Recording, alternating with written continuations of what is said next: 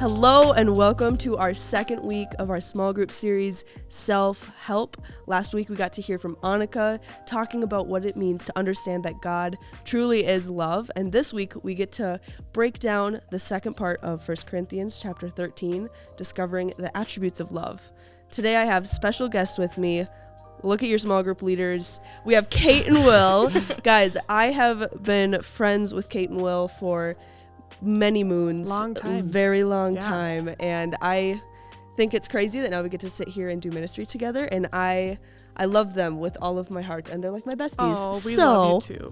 Stop it. Oh, shoot. So this month, we're really focusing on the purpose of love in relationships. And that's not just any love. It's not just love that feels like you like someone strongly, or it's not just a feeling, but it's truly understanding that God is love and how that is in our relationships. Mm-hmm. Last week, Annika and I, being both single girls, went through our ick lists. So if that's something you're interested in, check out our video last week. It was phenomenal.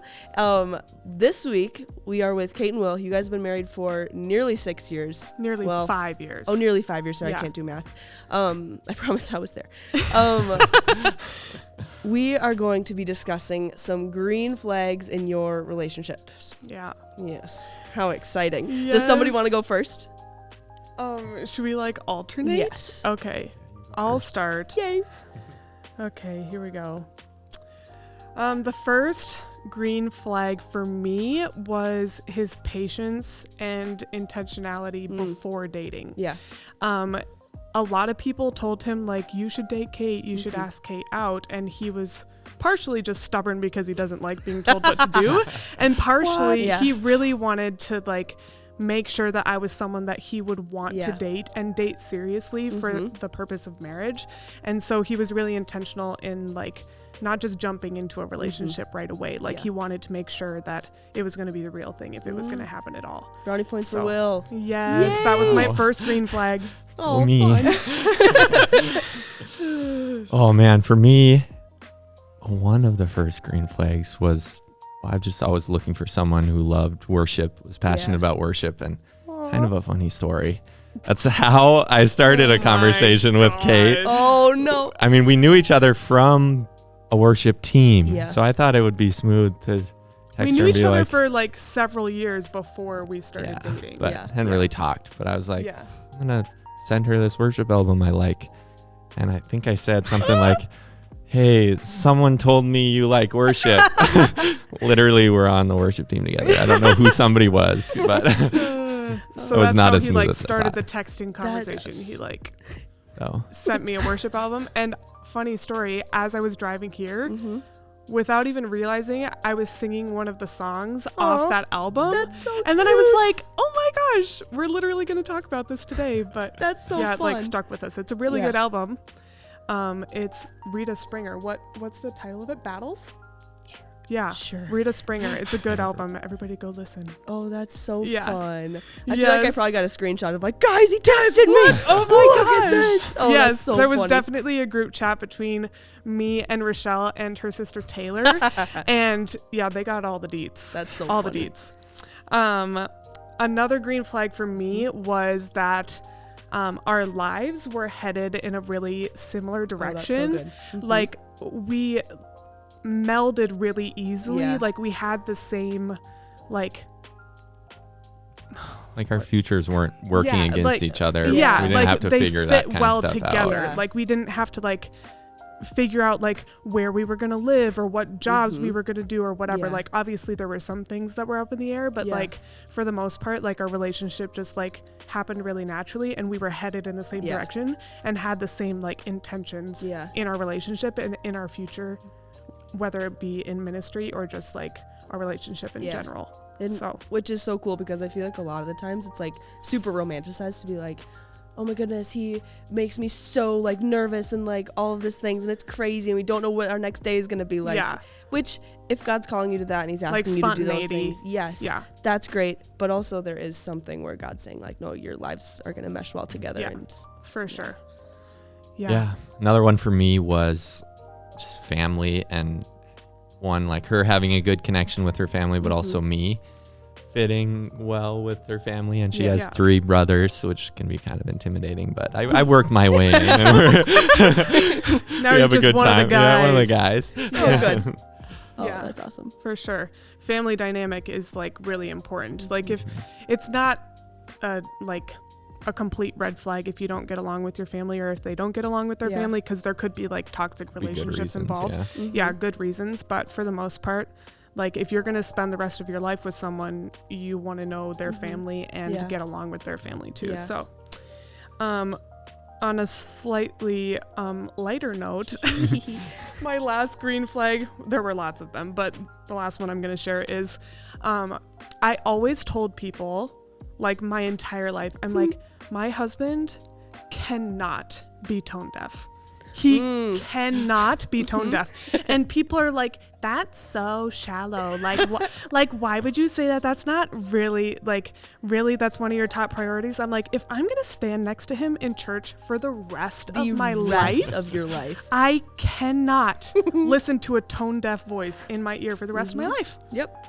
And fun fact, no one knew that Will could sing except for his family when we started dating. Aww. But I knew because whenever we led on worship team together, Yeah. he was just like the quiet electric guitar player. Yeah. And I would pull my in-ear out and stand next to him on stage, and I could hear him singing during worship sets. And so like so I knew he could sing. Yeah. And when we started dating, I like pushed him to lead worship Yeah. like vocally Yeah. as well as instrumentally. pull it out of him. Yeah, so we started leading like in small groups Yeah. and stuff like that. And Aw. so yeah, like no one knew he could sing, but I did the whole time. I Yeah. was like, not tone deaf. Very important. Very large green flag. Very large I green love flag. it. The biggest green flag. Another huge green flag was when I found out that you could quote as much, if not more, of Nacho Libre than I could. Oh That sealed the deal for me, I think. Yes. Nacho Libre. What a that's funny. joy. Wasn't there a If you- moment where you found out she played soccer too for like a semester or something? yeah. And you were True, like, you were a goalie. that's and a I was thing. a goalie. See, we just Yeah. see? had so much in common. Big Oh, soccer man. family, Making man. connections left and right. I wasn't good, but I played. That's all that matters. That's all that matters. Yeah, I mean, it kind of came with the territory. We were missionaries in Cameroon, Central Africa, when I was in middle school, and so if you live in Africa, you're gonna play soccer. of And course. so even though I sucked, I still played. So Hey, and it's a green and flag. it turned out to be a Exactly. green Good, yeah, flag. that's So right. look at Right. that. Fun. The Lord works all things for good. All right. So last week we really stuck in verses 1 through 3 in our theme chapter for the month of 1 Corinthians 13. So this week we're jumping into the next 3 verses 4 through 7, which says, "Love is patient, love is kind, it does not envy, it does not boast, it is not proud, it does not dishonor others, it is not self-seeking, it is not easily angered, it keeps no record of wrongs. Love does not delight in evil, but rejoices with the truth. It always protects, always trusts, always hopes, always perseveres." So that leads us kind of into our first question. How have you guys seen the attributes of God play a role in your life? This could be from when you were single, engaged, or when you're married, and just even from different stages of life. How have you seen those attributes play a role in your life? Yeah. I think for me, hope stands out. Always hope stands out.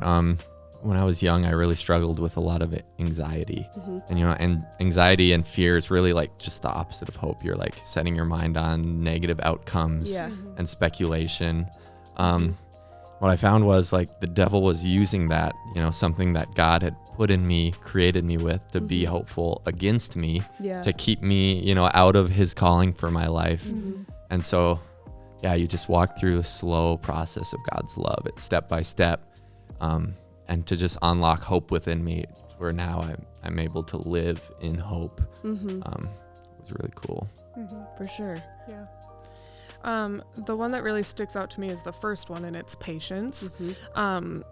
Especially in high school, I was really struggling with like everyone making decisions for their future, Yeah. everybody knowing what they were going to do with their lives.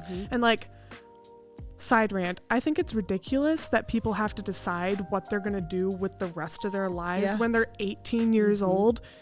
Like, what? So much Who pressure. decided? That's so much pressure. And like, you barely even know who you are by the time you're 18. Mm-hmm. And so anyways, that's just that's a whole different thing.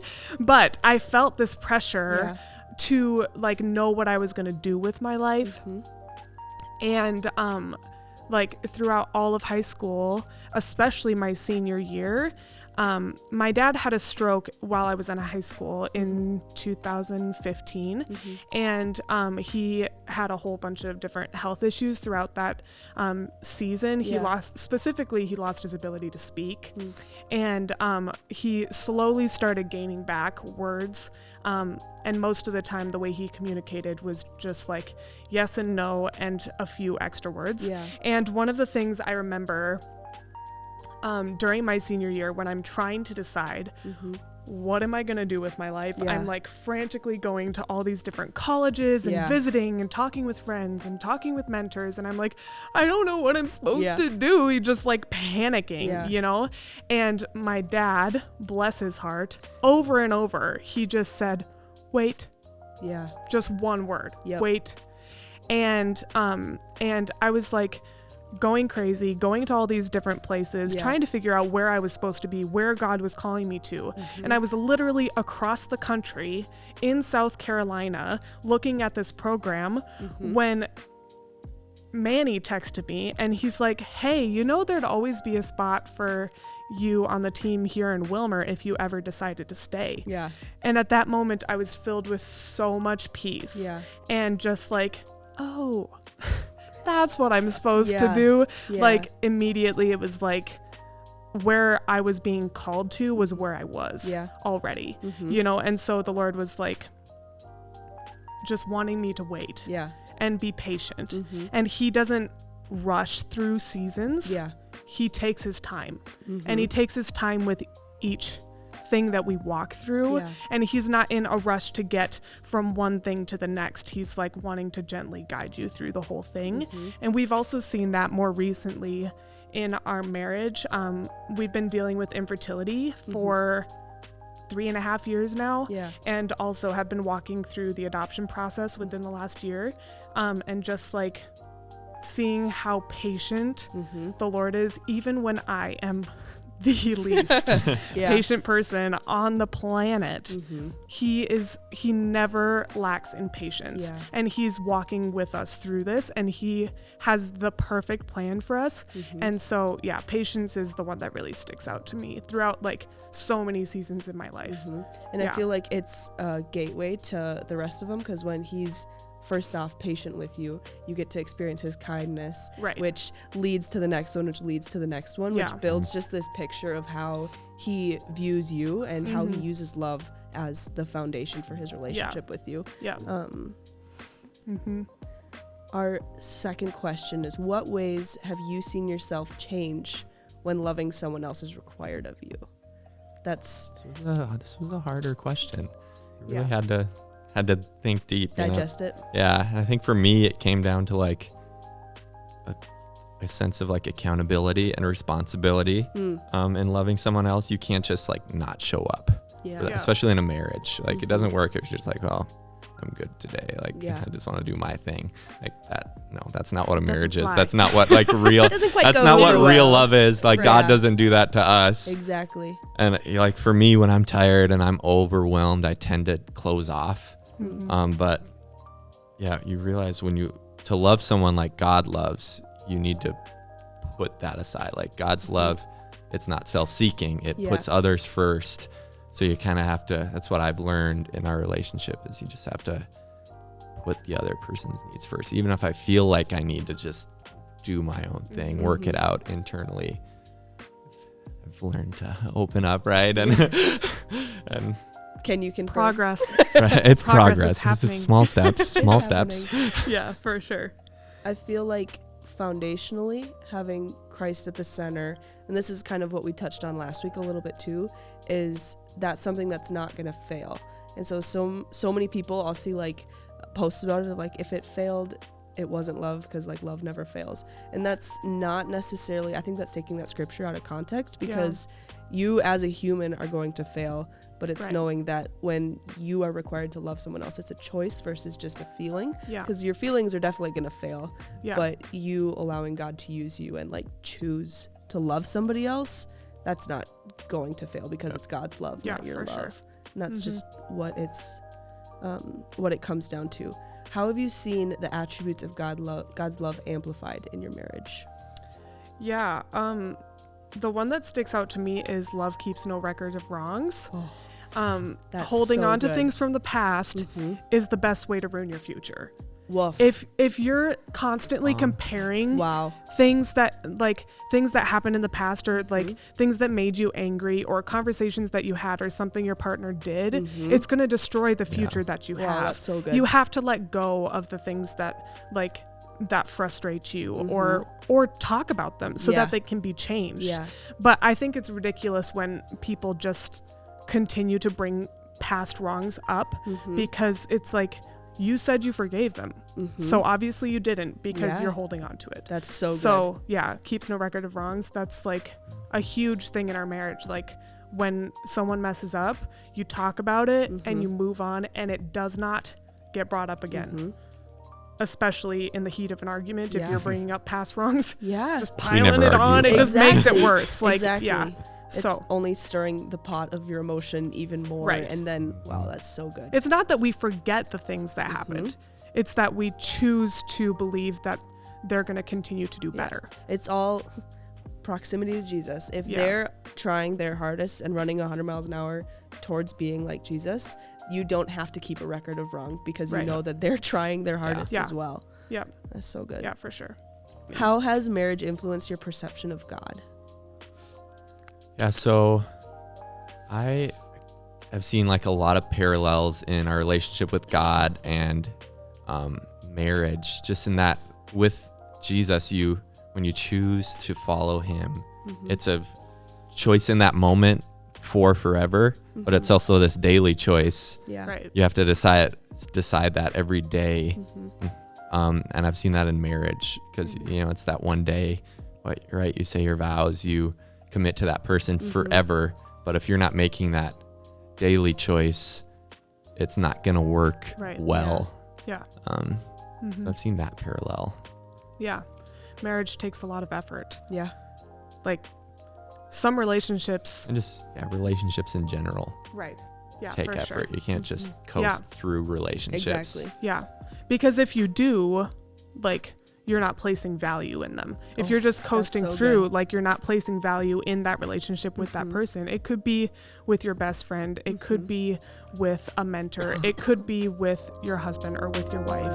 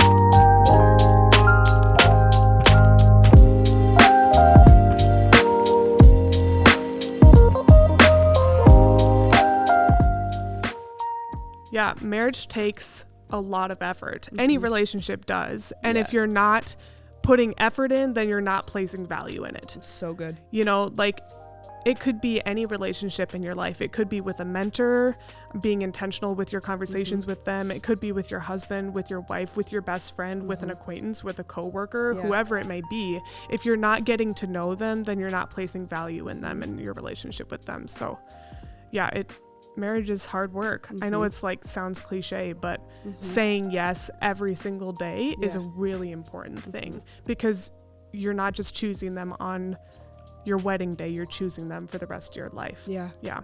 And kind of what we touched on a little bit last week too was like every attribute of God that he's giving to us, like that we feel that we don't deserve, puts value on us and like shows how much value he places in us. So in the same way, it's cool how that mirrors in marriage of like showing how much value that other person has. Another important thing is like making sure that when you're looking for a future spouse, make sure that they do not dishonor others and that they're not self-seeking. I made the joke when Will and I were preparing for this. I'm like, if he doesn't respect his mama, he's not going to respect you. Like it's really important that you see respect in their lives, like men and women. You see them, that they respect other people. So based on the attributes that we've discussed so far, what would you say are a good top 3 for you to be cultivating in yourself, but also looking for in somebody else if you want to be in a relationship? Yeah. Do you want to go first, or you want me? Sure, I can start. We have agreed mostly on a top 3, but yeah, I don't know. Maybe it'll be like 4. We'll see. But the first one I think is consistency, and that's just not only in like how you love, but just in life, like being consistently, pursuing God consistently, doing what you say you're gonna do, being consistent like that. What are some other ways of being consistent? Like perseverance too. Like consistent. Not just dropping out or whatever, like checking out when things get hard, but you're being consistent in every season. Trying hard. Being a try-hard. It's a good thing when it comes to relationships. Another thing is selflessness. If you're really self-absorbed, or if you're focused on your needs more often than you're focused on your partner's needs, then it's not going to go well, because neither of you are going to be fulfilled. And then also awareness of God's presence in their lives, and commitment to bettering themselves daily. That's so good. Is just really important to acknowledge the fact that God should be in the center of your marriage, and being aware that he is with you all the time, and he's in every single conversation, and just acknowledging him and allowing him to come in, to infiltrate and to be a part of every conversation. I mean, you could literally just be putting together a grocery list, and like God can be at the center, you know?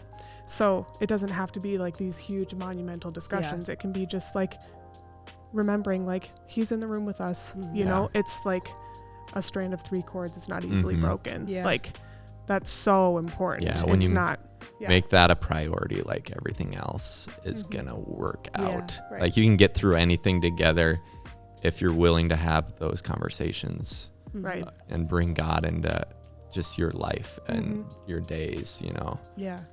For sure. And I feel like that just brings so much more cohesiveness to your marriage too, because if that's what both of you are chasing, like not only do you have a common goal, but you have a common goal that's not dependent on the other person. Like it's dependent on your relationship with God and your relationship with each other. So start good. that right now. Even if you're not married, you can be pursuing 100% God at the center of your life. I think we talked about that a lot last week. If that's something that you're looking for, like you can't hold somebody else to a standard that you're not willing to hold yourself to. So if you're looking for somebody who's going to keep God at the center, that's something that needs to start now. For sure. When you aren't in a marriage. And if you are in a marriage, that's something to think about critically. How do you want to apply this? How do you want to integrate that into your marriage? Before we wrap up, what is one last bit of advice you would want to give to a young adult who may be struggling with understanding what God's love is or what the attributes or why it's important? Mm-hmm. Yeah. For me, something important to remember is that God's love is not circumstantial.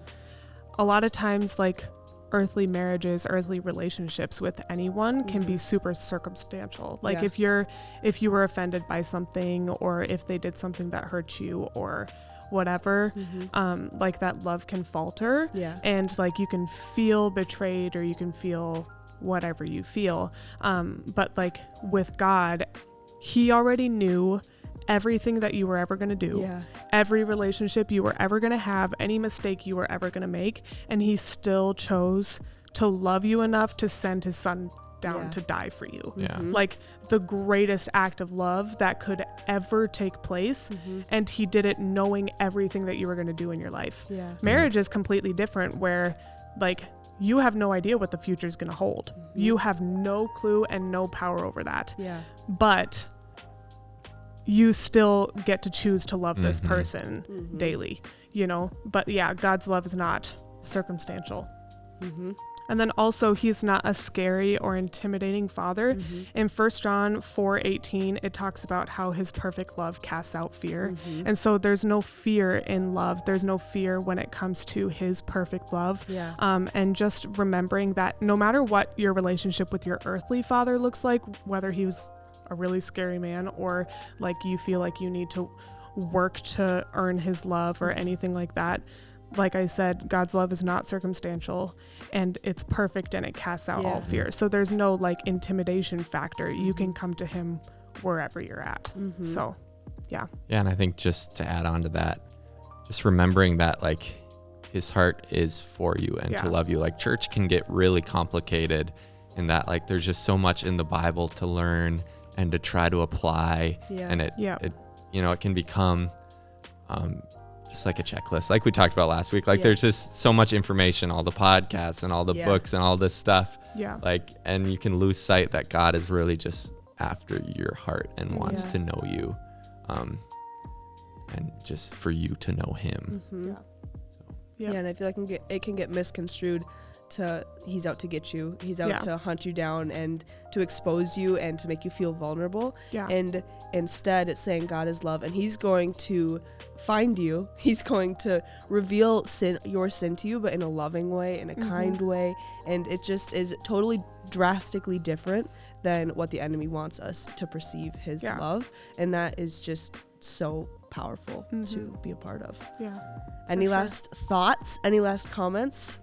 Got it all off our chest? Got it all off our chest. Hi, small group. Hello, everyone. / me watching this. You guys are going to be laughing at this now. I was saying how I was dreading. I was like, I don't want to stare at myself on the screen. I don't know how Rochelle does it every single week. Believe me, no fun. It's a skill and it's a muscle, and I get to edit these. And so that's... You have to watch it like 20 times. I've seen it so many times. Literally. Anyway, thank you guys so much for being here. Thanks for having us. Yes, it's, again, such an honor to just do ministry with you guys and to be around you guys. I am so grateful that we get to meet every single Monday night. Thank you for discovering what it means to understand the attributes of God's love. So as you go into your discussion time, I have just really been praying that this is a time where the truth gets to be revealed of what it means to have relationships and how God can be the center of those. Next week, we have more special guests that are not your small group leaders, and you are not going to want to miss. I love you guys. Peace out. Princess waves. Smile and wave, boys. Smile.